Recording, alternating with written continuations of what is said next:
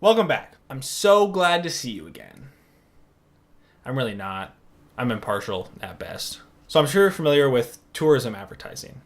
You know, it's those ads you get that are for like the state of Oregon or the state of New York or whatever, and they're just pretty much, they show you a bunch of dope shots of things in the state or in the city, and then at the end, they're just like, visit Oregon. And actually, recently in the past couple of days, I've actually been getting a lot of tourism ads for California. I just think those ads are kind of funny because everyone's in on California. Like, we're all on board. We know California's dope. You don't have to sell it to us. We're gonna go there at some point. Everyone wants to go there. And I mean, that's kind of what inspired this video, because I figured that tourism ads have probably been around for a long time. And my guess is that when they first started making them, they were probably really bad. And I was right. The video we're going to look at today, I found it on this Telegraph article. Telegraph is like an English news source. On their travel page, this article was posted in 2014, but it is a top 10 list of the worst tourism adverts of all time. Most of the videos they list here aren't even that bad. Like, they're just normal tourism advertisements, but they're just a little bit dated. But there is... Lucas, you're making noise. Lucas, go downstairs. Sorry, my cat. Say hi to the video. Okay. For the most part, I was pretty disappointed with the videos on this list. I thought they were going to be a lot cringier, a lot funnier to watch. But there is one that's on here that I think is the greatest video I've ever seen of all time. It's called Color Me Fun, and it is a tourism advertisement for Miami Beach from the year 1970. And I know what you're thinking. Ah, the 70s. They had different hairstyles. They wore different clothes. And because it's the future now, that's funny. But I think you'll see that most of what makes this ad hilarious has nothing to do with the fact that it was filmed 50 years ago. I think that if this same exact ad were made today, I would probably still be talking about it because it's just so ridiculous. So without further ado, let's just take a look at the first few seconds of this advertisement. Ultimate sensation. What you're about to see exists. I'm red.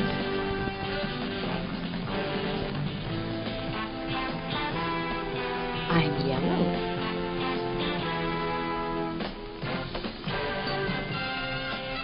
I'm blue. I'm red. I love. I'm yellow. I groove. I'm blue. I appreciate. Oh my god. Okay, so at this point, if you're thinking, what the fuck is going on? So am I. I literally have no idea where this could possibly be going. This is an advertisement for a beach, right? So why is the first thing we're seeing is an introduction to 3 random women wearing different colored shirts that are for some reason associated with like different emotions. Also, I mean, talk about representation of women in media. Like, these girls don't even have names. They're literally just referred to by the color of their shirt. So far, this doesn't really make any sense. But I'm sure as we keep watching, this will all become very clear. And maybe even be insightful.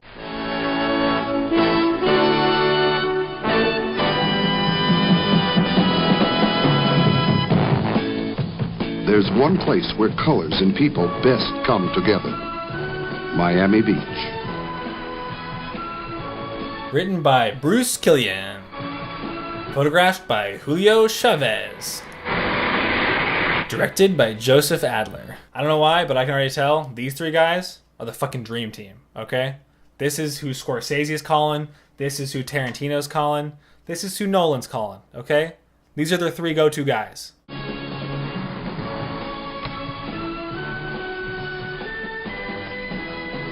We got Blue coming out of the car, starting out strong with Blue. Okay, so remember, Blue appreciates. So let's see what she has to appreciate. Most people, wherever they may live, are content with a hamburger and look forward only to an occasional night out. But when people come to Miami Beach, everything changes.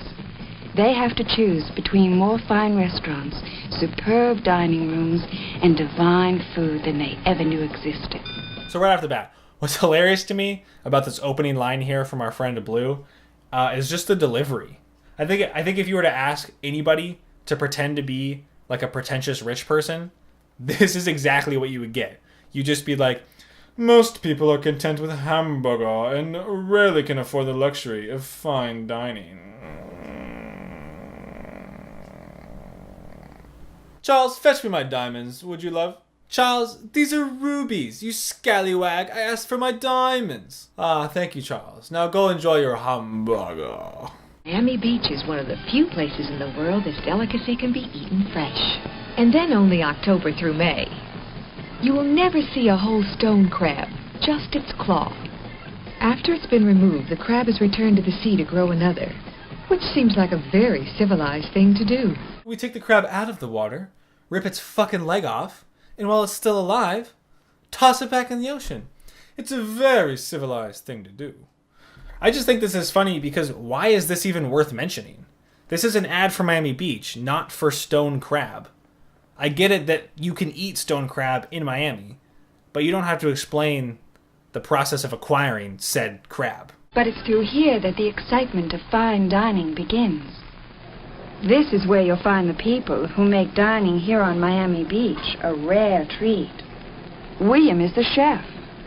Although one never sees the chef or the staff of 210 people who assist him, everyone knows to get the very best, one must be very kind to the chef. Whoa, whoa, whoa, whoa. What the fuck was that? That was like really oddly seductive. One must be very kind to the chef. Like I don't think she's talking about leaving a nice tip, if you know what I mean.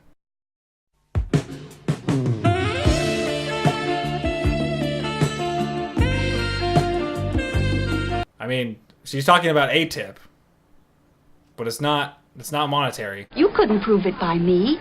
All I know is I came in, ordered a corned beef sandwich, and here I am. Can you imagine what I'd get if I knew someone? Second interaction with Yellow, who's supposed to represent grooviness. And it's pretty clear that she's the dumb one. She doesn't seem to know what the fuck's going on. I don't understand that scene, though. She says that all I know is I came in, I ordered a corned beef sandwich, and I got a corned beef sandwich. And I wonder what I would get if I knew someone here. But, I mean, that's how restaurants are supposed to work, right? You order something, and then you get the thing you ordered. I think it's supposed to be like, you know, the chicken Blue, who is leaving a generous tip for the chef. You know, she gets that stone crab, or she gets, you know, one of the finer delicacies because she knows the chef. And she tipped him. So then it's supposed to be like the girl in Yellow doesn't know anyone, and so she just gets this shitty corned beef sandwich. But this doesn't make any sense because this is an advertisement for people not native to Miami to come visit Miami. So obviously they're not going to know anyone that works at the restaurant. So why this shouldn't be a selling point? I feel like this might be a good time to point this out. You might be thinking that this advertisement has been going on for kind of a long time for like an advertisement, right? And that's because this is a 13-minute ad for Miami Beach. 13 fucking minutes. Like, this is 1970. You can't like throw this up on YouTube or on Facebook or whatever as a 13-minute ad. The only form of distribution is like live television. So where the fuck is this airing? Who's watching a 13-minute ad for Miami Beach?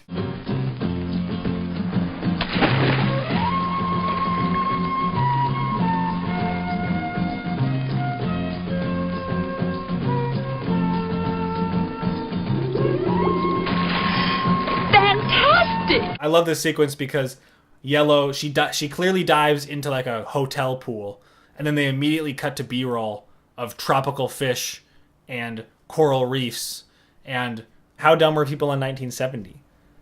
Were they really going to believe that there's tropical marine life in their hotel pool? Here's where it's at.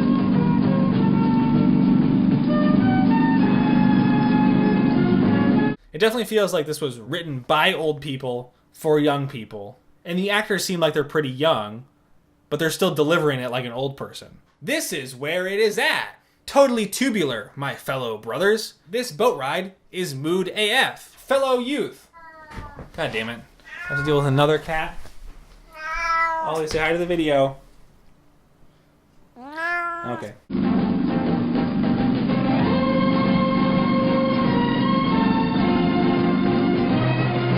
This is too much. This is too much. It's unreal. If I can catch fish here, anybody can. Guys, come on. I'm a woman from the 1970s. According to society, I can't do anything. So if silly old me can catch these fish, that means that your dumbass can too. So we're pretty much at the halfway point of this advertisement. Again, it's a 13-minute long ad. And like me, you might have totally forgotten about the intro, where they introduced the three women as being named colors and being associated with certain emotional responses.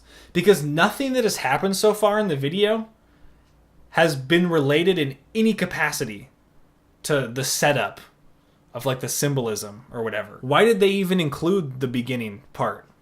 Like, it's literally serving no purpose. These women are just doing things in Florida, which is fine, but you don't need the beginning part. Maybe in the second half of the video, the whole symbolism of the red being love and the yellow being grooviness and blue being appreciation will really set in, and it'll sort of come full circle. And the people who live on this island in the sun just never seem to run out of things to do.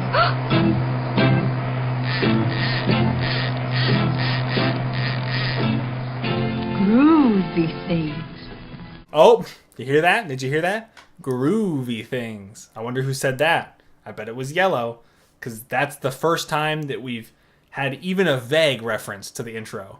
She just said groovy. So the next few minutes of this, it's just really music, an occasional one-liner, and just random shit happening like carnivals and festivals and dancing and scuba diving and dolphins. And then we come back to our three main gals here at a shopping center. Shopping can be a full-time job. Next year's fashion, come here first.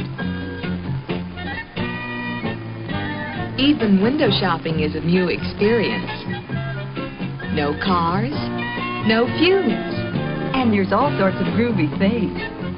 There she goes with the groovy thing again. The girl in yellow uses the word groovy occasionally. That whole setup with the intro to only accomplish that. How does this exist? How did this get made? Paul Scheer, Jason Mantzoukas, and June Dan Rayfield, get on this shit, okay?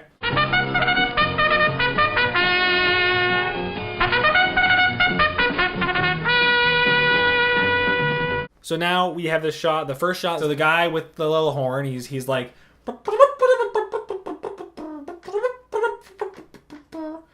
so Red's at this event, and now we see this dog. So it's a dog racing event, right? Well, let's keep watching. So now we see Red pick the number 2 dog to win the race, okay? Just keep watching. Wait, those aren't dogs. Come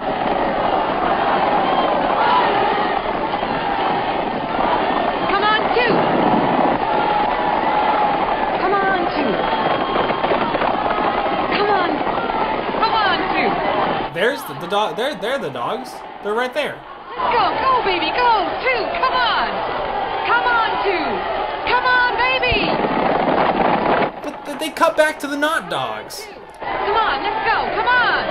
Come on, 2. Is number 2 a dog or is it a horse? Where the fuck is she right now? Go, baby, go. Come on, 2. Come on, come on, come on. Go. Whee! She predicted that the number 2 dog not only would win, but would like morph into a horse halfway through and then finish the race as a horse. So she probably won thousands of dollars on that bet. Whee! So that's pretty much the end of the ad. They go and explore the Everglades and talk about how they launch rockets from Florida and how that's super dope. And then they close out the video with this. I'm Red. I'm yellow.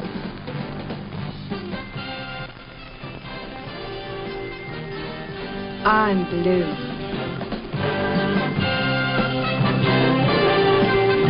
just how this advertisement ended the same way it started, I feel the same way now at the end as I did at the beginning. Just total confusion. The concept for this makes absolutely no sense. Like, who signed off on this? I can only imagine that the pitch meeting went something like this.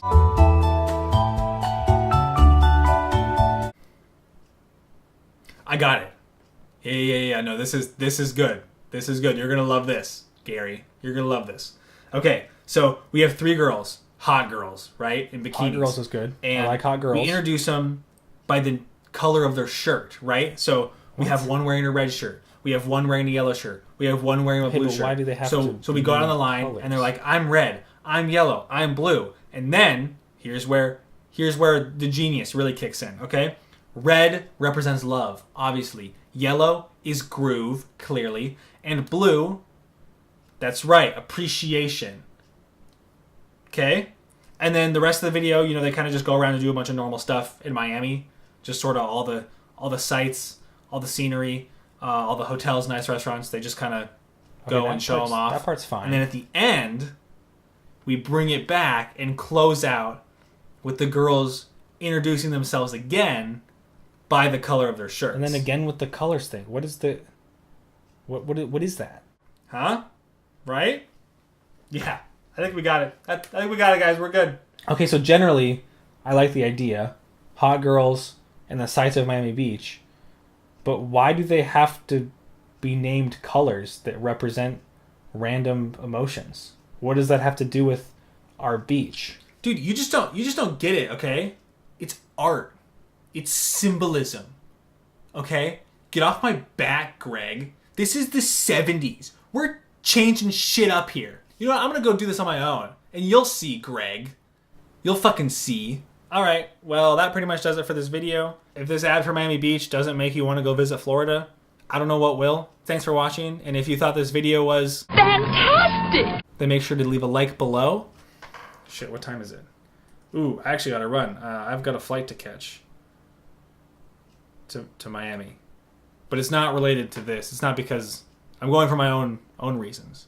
It has nothing to do with this. Okay, it might have something to do with this. I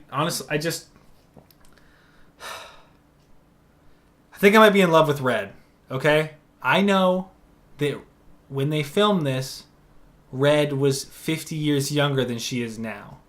But you know what? Age is just a number, okay? And, Red is love. Like, what do you expect me not to fall for her? It's just, I don't know what to say. I gotta go. I gotta chase the girl of my dreams, okay? You only get one shot. This is it, okay? Red, I'm coming for you. This is too much.